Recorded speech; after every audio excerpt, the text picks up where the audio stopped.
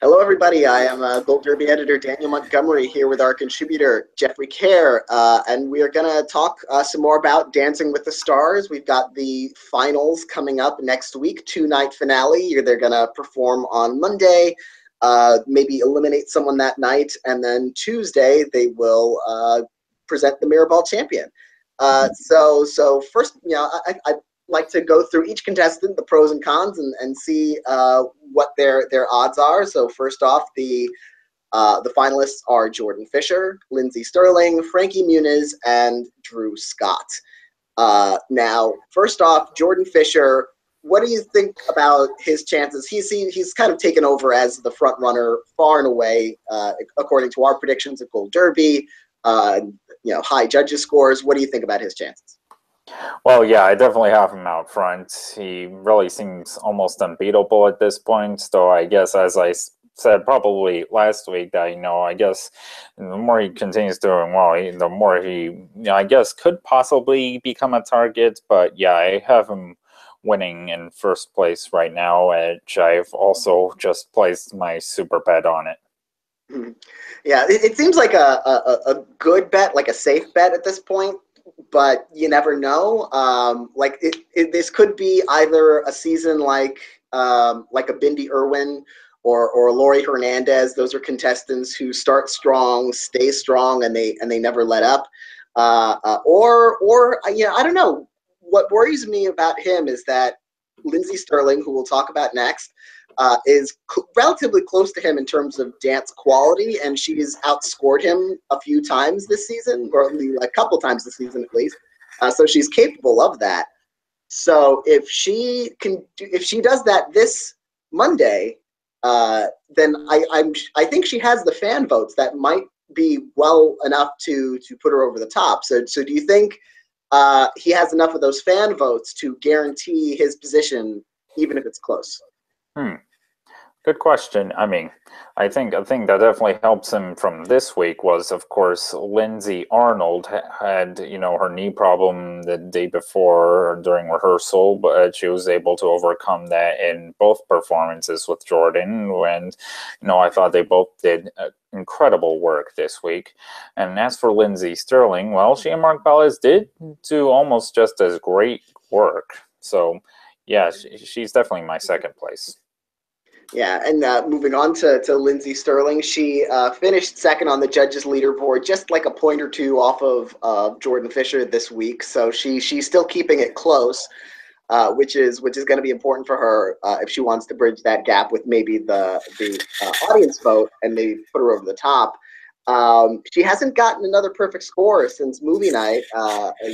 She's gotten some 10s here and there, but not a full perfect score, 30 out of 30 from the judges since that Argentine tango, that robotic, which was phenomenal, one of my favorite routines of the season. Do you think she can get those perfect scores for the finals finally? It should be interesting to see. Especially since, this is the last week. Well, they have two chances, but they only have two more to win the judges over completely. And after that, it's done.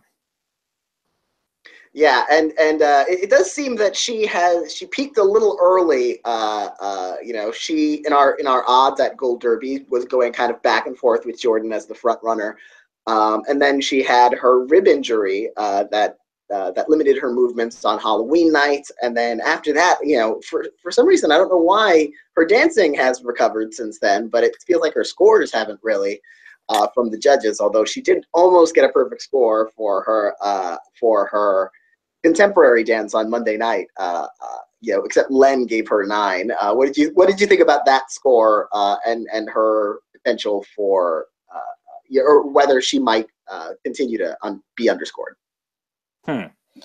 Well, I guess at times being underscored might be held against her, but though it may, that may lead to her fans wanting to vote for her more to overcome her underscores.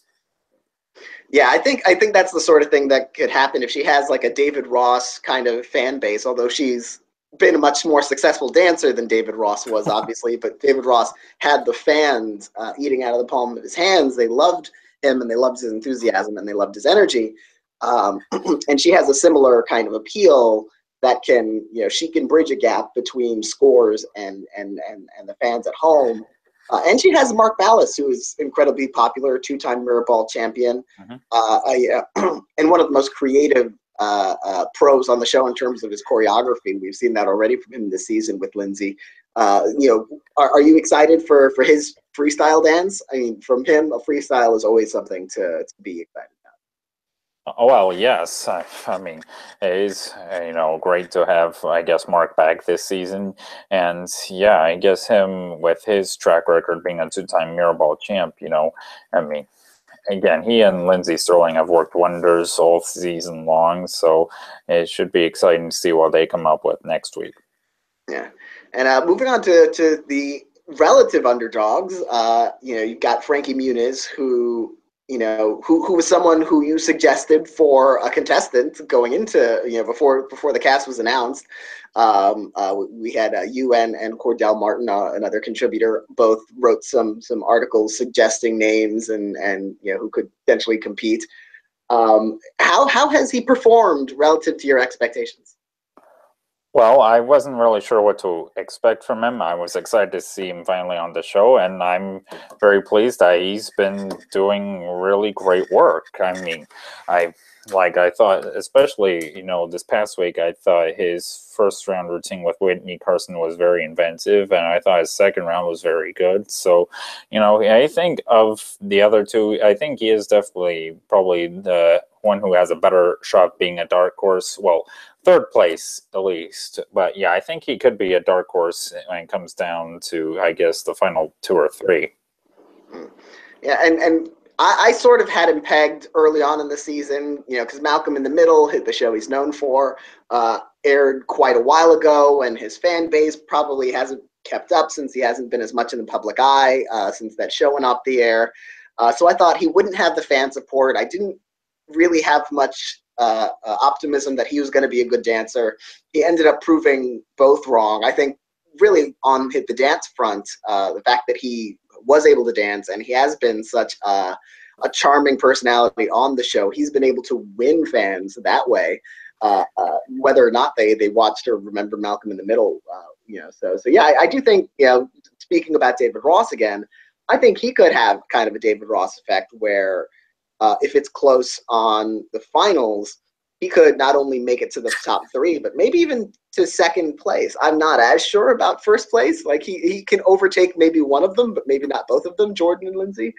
Yeah. But yeah, I think he could runner up. And I wouldn't even rule him out for the Mirror Ball. It is within the realm of possibility, and he has delivered perfect dances before, so he is capable of that. So then that leaves Drew Scott. Do you think, is there any case to be made where he could win the show, do you think? I don't think so. I mean, unless he ends up being the David Ross of this season, where he ends up, I mean, I was surprised that he did not get eliminated this week, that he even made it this far to the finals. So, I mean, I guess we should be cautious of him being this season's David Ross, where he could probably potentially make it to the final 2. Yeah, I think he could make it to the finals in terms of the top 3. I think that's possible.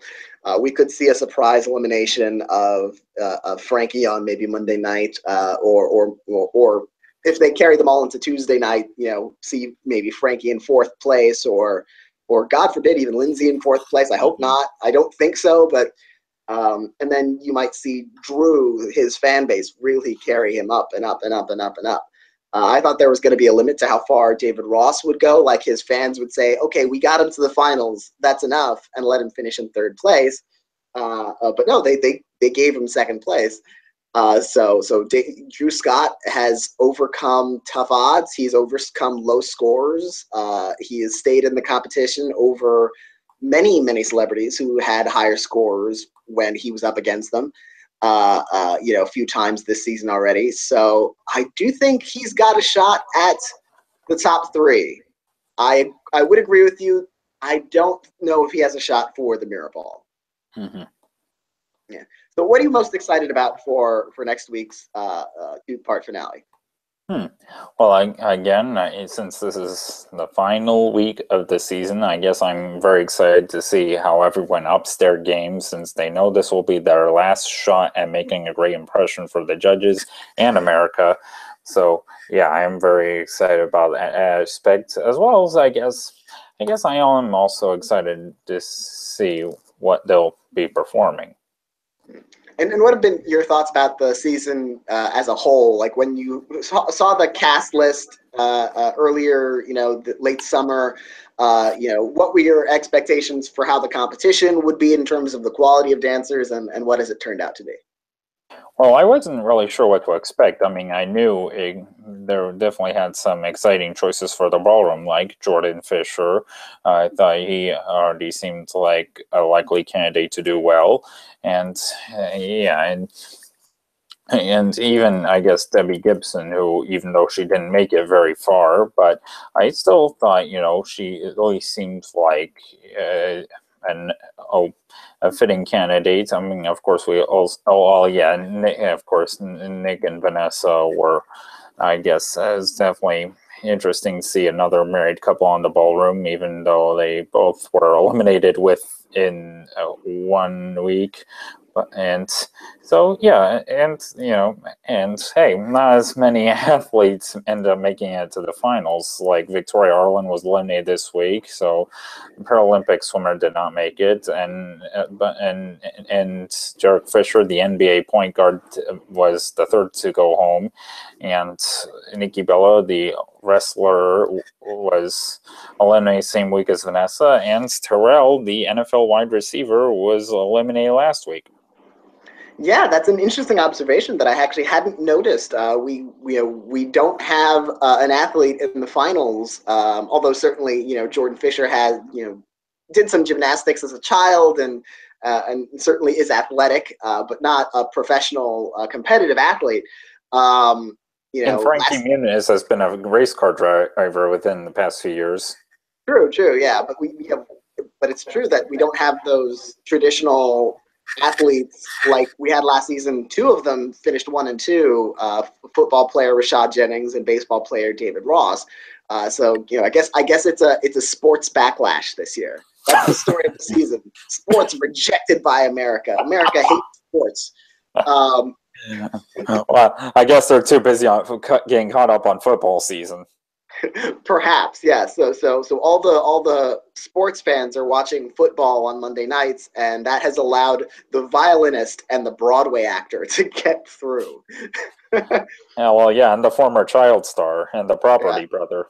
And the HGTV realtor and the child star. Yeah, it's an eclectic group, and I'm looking forward to seeing what they have to offer on Monday night and Tuesday night, which I'm sure they will perform again and be a showcase of everyone's work this season. So thank you so much for joining me, Jeffrey, and thank you everyone for watching. We will see you again certainly next week to discuss whatever comes of this crazy season, and we'll see you then.